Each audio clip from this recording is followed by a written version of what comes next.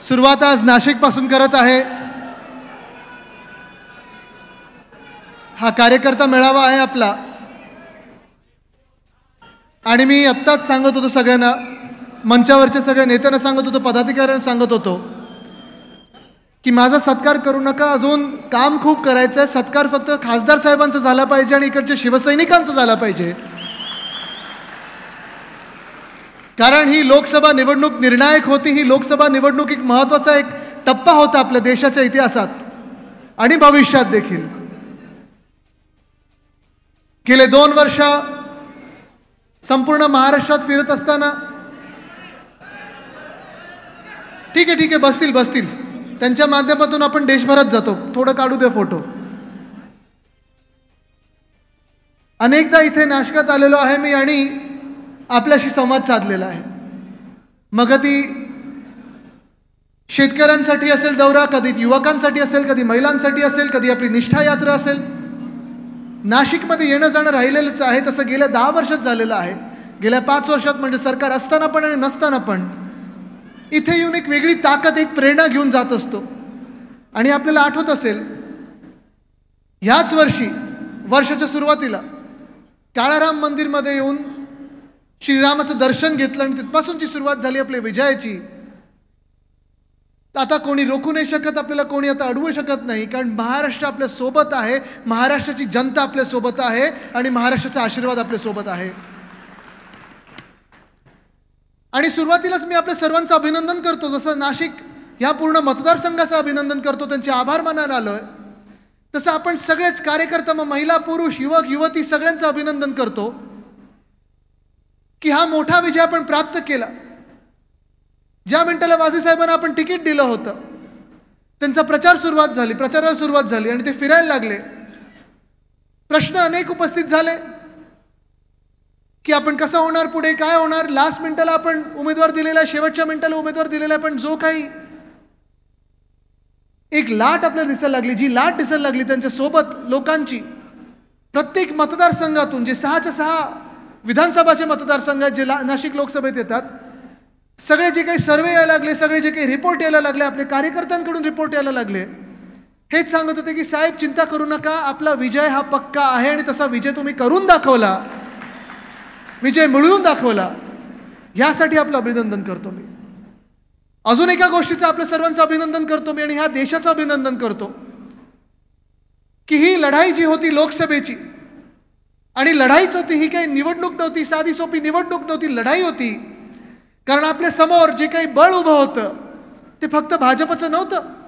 भाजप जो स्वतःला सर्वात मोठा पक्ष मानतो, जास्तीत जास्त इलेक्टोरल बॉन्ड भाजपकडे, जास्तीत जास्त पैसे भाजपकडे, जास्तीत जास्त त्यांचे जे काही मेंबरशिप ड्राईव्ह केली होती, जगातला सर्वात मोठा पक्ष स्वतःला मानत होते, असं भाजप आपल्या समोर होतं। महाशक्ती भाजपची समोर होती। 10 वर्ष बहुमताचं सरकार केंद्रातलं हे त्यांच्या सोबत होतं। त्यांचे जे मित्रपक्ष आहेत, मग मित्रपक्षांमध्ये कोण कोण येतं, ईडी, आयटी, सीबीआय, सगळी यंत्रणा, निवडणूक आयोग, हे सगळं त्यांच्याबरोबर होतं। आणि आपल्यासोबत जो होता तो आपल्या महाराष्ट्रातली जनता होती, इकडचा माणूस होता, इकडची व्यक्ती होती। आपल्यासोबत जी होती ती महामानव डॉक्टर बाबासाहेब आंबेडकरांनी दिलेली आपल्या ताकद आहे, संविधान, ते आपल्यासोबत होतं। छत्रपती शिवाजी महाराजांनी जी प्रेरणा दिली आपल्या, ती सोबत होती। आणि हा महाराष्ट्र शाहू फुले आंबेडकरांचा महाराष्ट्र, आणि आपल्या सोबत जे होते ते वंदनीय हिंदू सम्राट बाळासाहेब ठाकरे यांचा आशीर्वाद होता, ती ताकद होती। त्याच ताकदीने दाखवलेलं आहे की ह्या देशामध्ये कोणाची मस्ती चालणार नाही, कोणाचा माज चालणार नाही। जर कोणाला वाटत असेल की हा महाराष्ट्र, हा देश हा आमचा मालकाचा आहे, ते आम्ही कदापि होऊ देणार नाही। ह्या देशात चालेल तर संविधानच चालेल, संविधानाचाच कायदा चालेल आणि लोकशाहीच चालेल, हे या निवडणुकीने दाखवून दिलेलं आहे।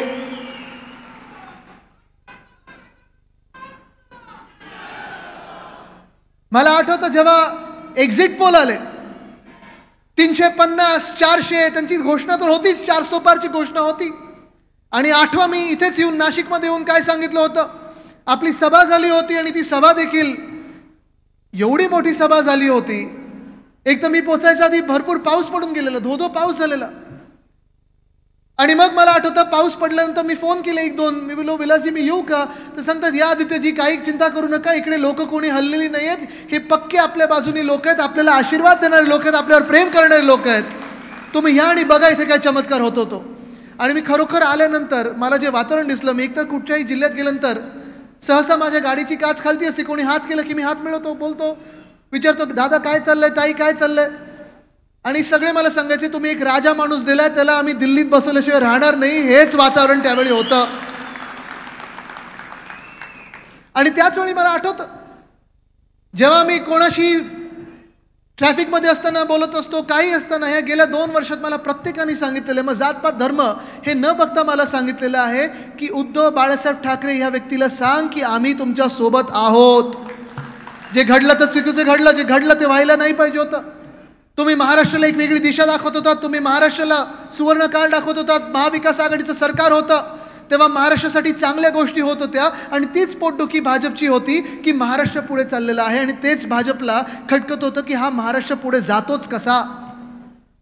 पण मला आठवतं त्या सभेत आल्यानंतर चिखल तर तुडुंब भरलं होतं, चिखलाने मैदान सगळीकडे कचकच कचकच झालं होतं, आणि तिथे देखील आपली जनता नाशिककर इथे बसले होते मला आशीर्वाद द्यायला आणि हे सांगायला की घरी जाऊन सांग की आपली सत्ता ही येणार म्हणजे येणारच, आणि इथे आपला खासदार येणार म्हणजे येणारच. ते तुम्ही करून दाखवलं, तो चमत्कार तुम्ही करून दाखवलं. आणि आज जर महाराष्ट्रातली परिस्थिती पाहिलीत तर मी सगळ्याच आपल्या लोकांना सांगत असतो, सगळ्या आपल्या कार्यकर्त्यांना सांगत असतो, नेत्यांना सांगत असतो, उपनेत्यांना सांगत असतो, पदाधिकाऱ्यांना सांगत असतो, कार्यकर्त्यांना सांगत असतो की आजची जी परिस्थिती आहे ती चमत्कारापेक्षा काही वेगळी नाही, आणि तो चमत्कार तुम्ही घडून दाखवलेला आहे.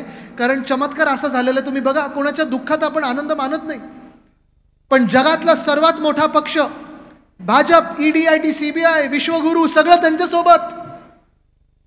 युक्रेन मधलं युद्ध थांबवलं होतं पापांनी, मणिपूरमध्ये बघितलं नाही पण युक्रेन मधलं थांबवलं होतं. हे सगळं असूनही आज भाजपा महाराष्ट्रात कितीवर आहे? किती खासदार आहेत भाजपाचे? 9. आणि आपण शिवसेना उद्धव बाळासाहेब ठाकरे पक्ष म्हणून आपले 12 खासदार चोरले, 40 चोरांना पळवलं, मुंबईसारख्या शहरामध्ये 50 नगरसेवक नेले, अनेक ठिकाणी नेते उपनेते नेले, आणि तरी देखील आपण पण कितीवर आहोत? हा चमत्कार आहे.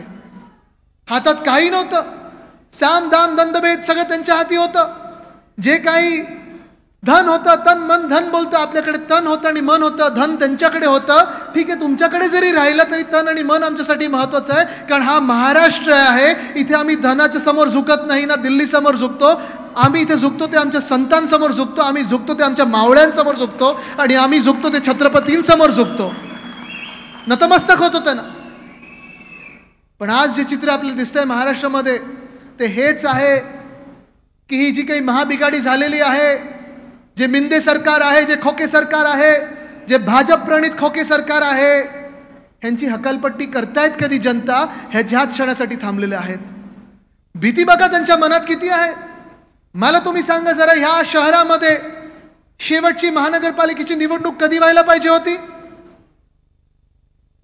फेब्रुवारी 2022, बरोबर आहे. म्हणजे मुंबईसोबत, पुण्यासोबत, ठाण्यासोबत झाली का निवडणूक? इथे नाही झाली. म्हणजे महाराष्ट्र तुम्ही बघा, 2022 साली जेव्हा आपलं सरकार पाडलं या खोकेच्या लोकांनी, मिंदे सरकारने आपलं सरकार पाडलं, सरकार पाडल्यानंतर ना मुंबईत निवडणूक होऊ दिलेली आहे, ना पुण्यात निवडणूक होऊ दिलेली आहे, ना नागपूरमध्ये निवडणूक होऊ दिलेली आहे, ना नाशिकमध्ये निवडणूक होऊ दिलेली आहे, ना ठाण्यात जो त्यांचा गड समजतात तिथे निवडणूक होऊ दिलेली नाही, ना कोल्हापूर, सोलापूर, वसई विरार, पनवेल कुठेही स्थानिक स्वराज्य संस्थेची निवडणूक झालीच नाहीये.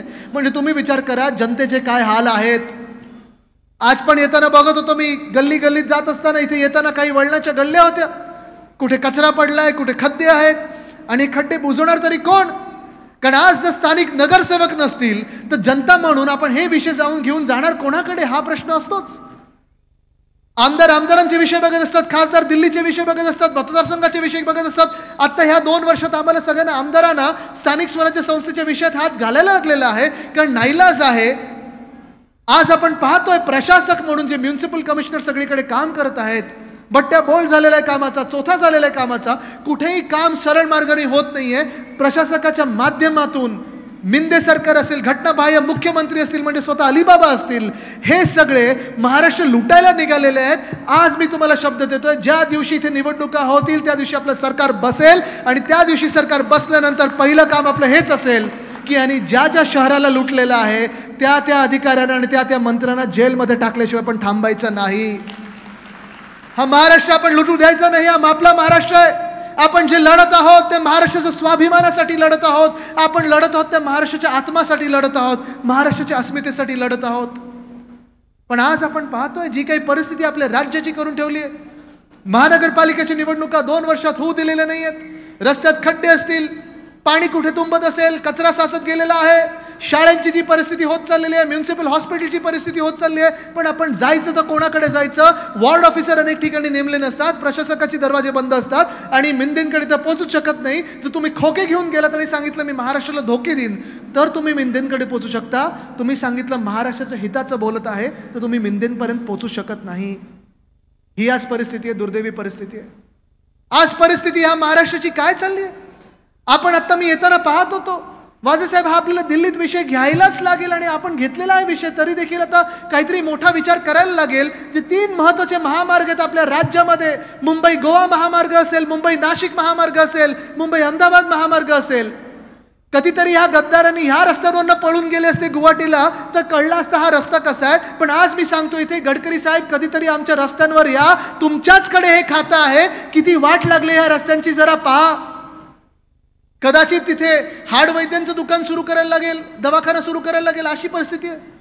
पण ट्रॅफिक हा वाढत चाललेला आहे, मध्ये कुठे नेटवर्क नसतं, रस्ते एवढे भयानक झालेले आहेत. महामार्ग असतील, राज्याचे महामार्ग असतील, राष्ट्रीय महामार्ग असतील, आपल्या शहरातले रस्ते असतील, भयानक परिस्थिती उद्भवत चाललेली आहे. पण आज ह्या रस्त्यांकडे कोणी लक्ष द्यायला तयार नाही आहे. कारण मिंदे सरकारचं एकच लक्ष आहे की प्रत्येक दिवस तो आपला, प्रत्येक दिवस तो कॉन्ट्रॅक्टरचा, आणि कॉन्ट्रॅक्टरकडून मलाई काढतोय कधी आणि महाराष्ट्राला धोके देतोय कधी. पण आज महाराष्ट्रामध्ये स्थानिक स्वराज्याची निवडणूक नाही, तसं काल परवाकडे जर आपण पाहिलं असेल तर निवडणूक आयोगाची देखील एक पत्रकार परिषद झाली आणि त्या पत्रकार परिषदेत 2 राज्यांच्या निवडणुका घोषित झालेल्या आहेत, जाहीर झालेल्या आहेत. जम्मू काश्मीरची निवडणूक जाहीर झालेली आहे जिथे 6 वर्ष निवडणूक घेतली नव्हती, आणि हरियाणामधली निवडणूक जाहीर झालेली आहे. पण महाराष्ट्राची निवडणूक अजूनही जाहीर झालेली नाही. महाराष्ट्राची निवडणूक जाहीर झालीच नाही. आपल्याला वाटलं होतं की झारखंड असेल, हरियाणा असेल, महाराष्ट्र असेल, जम्मू काश्मीर असेल, ह्या 4च्या 4 निवडणुका एकाच वेळी घेतल्या जातील, साधारणपणे ह्या ऑक्टोबर-नोव्हेंबरमध्ये घेतल्या जातील आणि त्या निवडणुका करून आपण आपल्या कामाला मोकळी होऊ. ह्या महाराष्ट्राला जे संकट आपल्या डोक्यावर बसवलेलं आहे, अवकाळी सरकार आपल्या जे डोक्यावर बसवलेलं आहे, ते कधी ना कधीतरी दूर होईल. जे लुटणारे आपल्या डोक्यावर बसवलेले आहेत भाजपचे लोक, ते कधी ना कधी आपण पळवू शकू. पण अजून ते होऊ शकलेलं नाही. कारण ज्या प्रकारे मिंदे सरकारच्या मनात स्थानिक स्वराज्य संस्थांबद्दल एक भीती बसली की निवडणूक आपण हरू, आणि त्याच कारणामुळे आज आपण पाहतोय की महाराष्ट्रात देखील निवडणुका लांबवल्या गेलेल्या आहेत. निवडणुका ज्या ह्या ऑक्टोबरमध्ये व्हायला पाहिजे होत्या त्या देखील त्यांनी पुढे ढकललेल्या आहेत.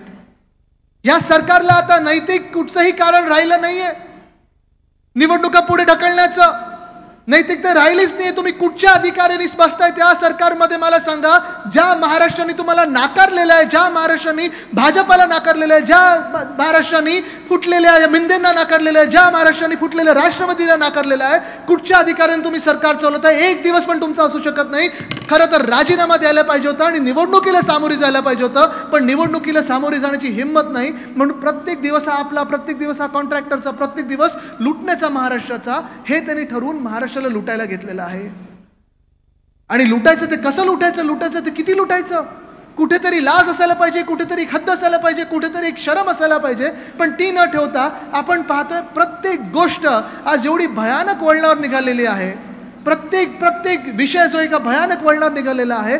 तुम्ही मला सांगा, इथे मोठ्या संख्येत महिला आलेल्या आहेत. जरा हात वरती करून दाखवा मला महिलांनी, जरा मूठ दाखवा, तुमची ताकद दाखवा. आज मी तुम्हाला विचारत आहे की आपल्याला जे लाडकी बहीणमधून पैसे पाहिजेत की आपल्याला सुरक्षा पाहिजे, हे तुम्ही ठरवायचं आहे. हा फार महत्त्वाचा विषय, हा फार मोठा विषय आहे. महाराष्ट्राच्या अस्मितेसाठी, महाराष्ट्राच्या आत्मेसाठी फार महत्त्वाचा विषय. मी जे सांगतो ते विचार करा. लाडकी बहीण योजना, लाडकी बहीण त्यांना आत्ता आठवले 2-2.5 वर्षानंतर ह्यांना बहिणी आठवल्या. गेल्या 2-2.5 वर्षामध्ये जेव्हा जेव्हा आपण आंदोलन केली असतील, जेव्हा जेव्हा ह्या महाराष्ट्रात महिलांवर अत्याचार झाले असतील, बलात्कार झाले असतील, कधीही बहिणी आठवल्या नाहीत.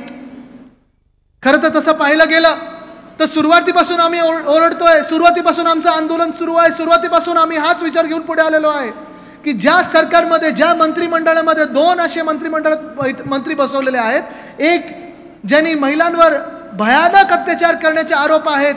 उद्धव साहेबांच्या सरकारमध्ये आपण त्यांची हकालपट्टी केली होती. उद्धव साहेबांनी सांगितलं होतं तुमचे आरोप झालेत, गेट आउट, तुमच्यासारखी व्यक्ती आम्हाला नको आहे. त्याच माणसाला ह्यांनी मंत्रिपदावर बसवलेलं आहे. हे असे लोक तुम्हाला भाऊ तुमचे वाटू शकतात का? वाटू शकतात का? दुसरे मंत्री असे आहेत ज्यांनी सुप्रियाताई सुळेंना, चला 1 मिनिट विचार बाजूला ठेवा की त्या खासदार आहेत किंवा राष्ट्रवादी काँग्रेसच्या त्या नेते आहेत, पण ज्या भयानक शिव्या सुप्रियाताईंना त्यांनी टीव्हीवर दिल्या, टीव्हीच्या कॅमेऱ्यासमोर दिलेल्या आहेत, त्यांना देखील त्यांनी मंत्रिमंडळात बसवलेलं आहे. तुम्ही मला सांगा, असली लोक तुमचे भाऊ कधी होऊ शकतात का? अहो, जे लोक, जो भाजपा ज्यांनी का बलात्काराचं गुजरातमध्ये औक्षण केलं, त्याचं स्वागत केलं, त्याला मोठ्या मिरवणुकीत नेलं, का तर त्यांनी बिल्किस बानोचा बलात्कार केला. ज्याच्यावर बलात्कार झालेला आहे तिची जातपात धर्म न बघता त्या बलात्काराला फाशीच झाली पाहिजे, हा खरा भाऊ आहे. पण आज निवडणुका आलेल्या आहेत आणि म्हणून सगळीकडे सांगतात, आणि म्हणून म्हटलं तर आणि म्हणून माझं वेगळं ना, त्यांचं आणि म्हणून तसं नाहीये. पण आज त्यांना सांगतायत, आत्ता जाहीर केलं 1,500 रुपये आम्ही देऊ, नंतर सांगतात परत जर आम्ही निवडून आलो तर जास्ती देऊ.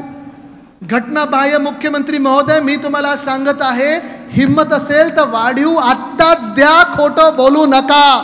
तुमच्यावर विश्वास या महाराष्ट्राचा नाही आहे. जी व्यक्ती, जो माणूस एवढा निर्लज्जपणे गद्दारी करू शकतो, आपल्या नेत्याच्या सर्वात कठीण काळात त्याच्या पाठीत खंजीर खुपसू शकतो, खोटं बोलत फिरू शकतो, 20 वर्ष ज्यांच्याकडून तुम्ही सगळं ओरबाडून घेतलं, त्याच व्यक्तीला तुम्ही दगा देऊ शकता. अशा व्यक्तीवर ह्या महिलांचा, ह्या महाराष्ट्राचा विश्वास बसू शकेल काय? आज तुम्ही जरा आरशात बघून जरा हा स्वतःला प्रश्न विचारा. घटनाबाह्य मुख्यमंत्र्यांना मी आज देखील सांगत आहे की येणारं सरकार आमचं आहे आणि आमच्या बहिणीला आम्ही वाढीव लाडली बहिणातून देऊच, पण सुरक्षा देखील देऊ. आणि जो कोणी बलात्कार करतो, खरं तर माझ्या मनात न्याय म्हणजे हाच आहे की त्या बलात्काराला 2 मिनिटं या महिलांमध्ये सोडून द्या.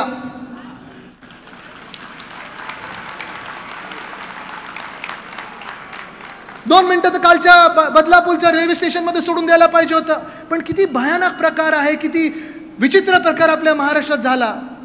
3 की 4 वर्षाच्या त्या मुलीवर, कुठच्याही महिलेवर, खरं तर कुठचाही वयोगट असो, असे प्रकार झालेच नाही पाहिजे. जो असा प्रकार झाला तर त्याला भर चौकात फासावरच लटकवलं पाहिजे. पण हा प्रकार जो झालेला आहे, 3 की 4 दिवस FIR घेतली नाही. बरं, FIR घेताना देखील त्या महिलेला, प्रेग्नेंट महिला होती, गरोदर महिला होती, तिला 10 तास त्या पोलीस स्टेशनमध्ये बसवलं गेलं. आणि कुठे ना कुठेतरी काल लोक उत्स्फूर्तपणे आंदोलन करायला लागली तर त्याच्यावर लाठीचार्ज झाला. किती निर्दयी प्रकार ह्या महाराष्ट्रात सुरू झालेला. लाठीचार्जचा आदेश दिला कोणी होता? लाठीचार्जचा आदेश दिला कोणी होता? कारण पोलीस यंत्रणा जोपर्यंत तुम्ही आदेश देत नाही तोपर्यंत अशा मॉबवर कधी लाठीचार्ज करू शकत नाही. आणि हाच प्रश्न मी जेव्हा जरांगे साहेबांवर लाठीचार्ज झाला होता तेव्हा पण विचारलं होतं की तुम्ही एसपींची बदली केली असेल, तडकाफडकी अधिकाऱ्यांना बदललं असेल, पण एक सीएम आणि 2 DCM मधला खरा जनरल डायर कोण हे अजून महाराष्ट्राला कळलेलं नाहीये. ते कळणं गरजेचं आहे, कळणं गरजेचं आहे. आमचं सरकार सांगेल कोणी हा आदेश दिला होता. कुठे होते काल फडणवीस साहेब, जे गृहमंत्री आहेत राज्याचे? काल बदलापूरमध्ये जेव्हा आंदोलन चाललं होतं, बसले होते दिल्लीमध्ये बसले होते, राजकारणासाठी बसले होते, स्वतःसाठी काहीतरी मागायला गेले होते. काल बदलापूरमध्ये जाण्याची हिंमत होती का? काल घटनाबाह्य मुख्यमंत्री कुठे होते? परवाकडे पौर्णिमा होती, शेतावर होते. बघा, माहिती काढा. त्यांची शेत तर जबरदस्त काहीतरी सुपर शेतकरी होती. आता येताना मी इथे सह्याद्री ॲग्रोला जाऊन आलो. त्यांचं काम जे आहे ते तुफान आहे, अफाट काम केलेलं आहे, खूप शेतकऱ्यांनी त्यांनी मदत केलेली आहे. पण माझा एक प्रश्न त्यांना विचारायचा राहिला की असं काय आहे रसायन जे आपले मुख्यमंत्री महोदयांच्या शेतात आहे की फक्त पौर्णिमेला आणि अमावस्येला शेतात जायला लागतं, बाकी कधी जाऊन चालत नाही?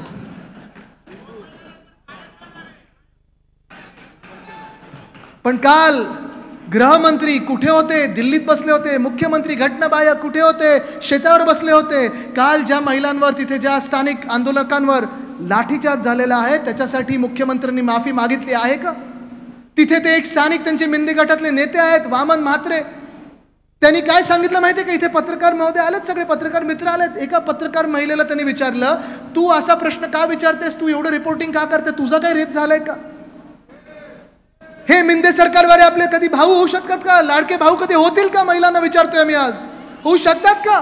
तुम्ही यांना कधी माफ करू शकता का? काल एक आमदार आहेत भाजपचे किसन कातोरेजी, त्यांनी सांगितलेलं आहे की हे सगळं पॉलिटिकल स्टंट आहे. मला वाटलं तिथे तरी थांबतील, मर्यादा पाळतील. आज घटनाबाह्य मुख्यमंत्री असे बोललेत, दाढी खाजवत बोललेले आहेत की हे सगळं पॉलिटिकल आहे. तिथे मोजा की कोण कुठे होतं, काय होतं, मोजा ना कोण काय होतं. पण मोजण्याच्या आधी पहिलं त्या महिलेला FIR दाखल करण्यामध्ये किती तास गेले आणि का गेले ते पहिलं मोजून दाखवा. माफी मागा त्या महिलेची, माफी मागा माझ्या महाराष्ट्रातल्या महिलांची, माफी मागा माझ्या महाराष्ट्राची की तुम्ही महाराष्ट्राला बदनाम करत आहात. आणि आज काहीतरी अजून विचित्र प्रकार कळलेला आहे मला की काल जे तिथे आंदोलक होते 300 आंदोलकांवर FIR टाकलेले आहेत. म्हणजे तुम्ही विचार करा, ज्या महिलेला स्वतःच्या मुलीसाठी FIR टाकायची होती, FIR नोंद करायची होती, तिला 10 तास बसवलं 4 दिवसानंतर. पण काल ज्यांनी आंदोलन केलं त्या महिलेसाठी, त्या 3 वर्षाच्या मुलीसाठी, 4 वर्षाच्या मुलीसाठी, त्यांच्यावर लगेच FIR टाकले गेल्या. 300 लोकांवर FIR टाकले गेल्या आणि त्यांची कस्टडी, जो बलात्कारी की जो कोण तो माणूस आहे ना, काय त्याचं नाव मला माहीत नाही, अंकुश की काय त्याचं नाव आहे, त्याच्यापेक्षा जास्ती त्याला कस्टडी मिळालेली. हा कुठचा न्याय चाललेला आहे? कुठे चाललाय आपला महाराष्ट्र? ही लढाई जी आहे ही विचार करा तुम्ही, ही आपल्या लोकसभेनंतर थांबलेली नाहीये. ह्या लढाईची सुरुवात आता झालेली आहे. कदाचित आपल्याला वाटलं असेल की झालं, लोकसभा जिंकलो म्हणजे विजयच आहे. ज्या पक्षाला वाटत होतं 400 पार जाणार, त्यांचे 272 पण आले नाही, त्यांना 240 वर खेचला. हा आपला मोठा विजयच आहे, ह्या देशाचा, लोकशाहीचा आणि संविधानाचा विजय आहे.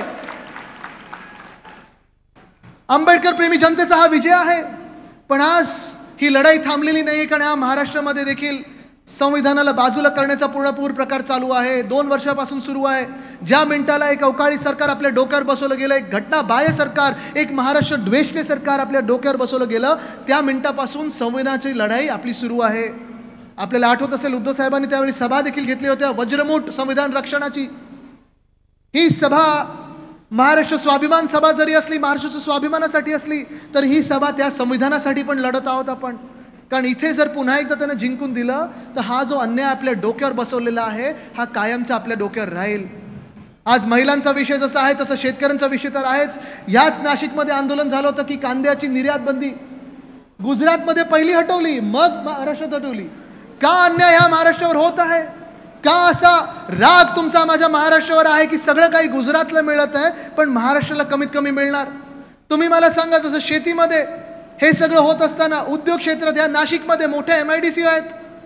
तुम्ही मला सांगा ह्या 2 वर्षामध्ये, आणि हे कदाचित तुम्हाला वाटत असेल की अरे हा आदित्य परत तेच काय सांगतोय, पण तरुण मला जे दुःख झालंय तरुण मनाला ते हेच आहे की आज अनेक तरुणी मला भेटत असतात. मी त्यांना विचारतो तुमच्याकडे नोकऱ्या आहेत का, रोजगार आहे का? मला सांगतात ते नाही आदित्यजी, आम्ही रोजगार शोधत आहोत.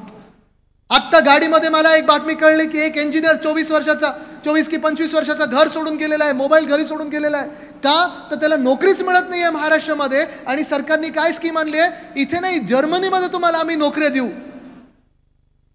म्हणजे काय हा प्रकार सुरू आहे? जर्मनीमध्ये जायला तुम्हाला विजा देणार कोण? तुम्हाला जर्मन भाषा येणार का? शिकायला किती वर्ष लागणार? हे सगळं करायच्या ऐवजी जर्मन कंपन्यांना महाराष्ट्रात बोलवा. तुम्ही जे पाठवताय गुजरातमध्ये, वेदांता फॉक्सकॉन पाठवलं होतं कुठे? गुजरात. बल ड्रग पाठवलं होतं Gujarat. Medical device park Gujarat. सगळं काही गुजरात. मग आमचा महाराष्ट्र जाणार कुठे? आमच्या महाराष्ट्रासाठी लढणार कोण? आज मी तुम्हाला विचारत आहे, तुम्ही या लढाईसाठी तयार आहात का? कारण आज आता फसून चालणार नाही. अनेक योजनांचा पाऊस पाडतील. मी पुन्हा एकदा सांगतो तुम्हाला, लाडली बहिणाची योजना ती आपण थांबवणार नाही. उलट आपलं सरकार येणारच आणि वाढीव देऊ, पण त्याच्यासोबत सुरक्षा देखील देऊ.